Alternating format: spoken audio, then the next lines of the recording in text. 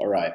In keeping with the idea that games are a great way to help teach students and help present what would be some otherwise somewhat unengaging and not very fun information, I came across Journey 2050. There was not a lot of tools designed specifically for agriculture that is free to secondary students that I could utilize in my classroom right away. I did come across Journey 2050. This is an online game that introduces the importance and impact of agriculture. I believe it will help open eyes to how agriculture is a worldwide industry to students that feeds billions through a simple to follow online game. I would utilize this in my junior high intro to ag class, just again introducing students to what agriculture is and why it's so important. All right. So when you first launch Journey 2050 as an educator, you are asked to sign up for a few different programs. Um, this particular website was designed, as it says, by teachers, industry experts, and game developers. It takes about 7 hours to complete the program. There is curriculum that pairs with it. We're just going to go directly to the game. You can launch it in any of these browsers, and I am in Chrome, so I'll launch it in Chrome. Okay, you can download and play the app for free on an iPad. You can download it on a computer. Let's start in on level 1 here in our demonstration.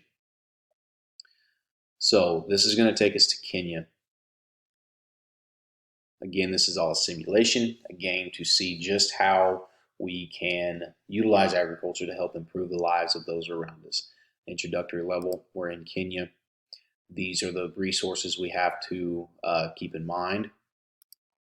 All right, and you're guided through the game to fill the barrel over here. There's different objectives. You do that through planting seeds. Let's plant our crop. Let's plant some beans.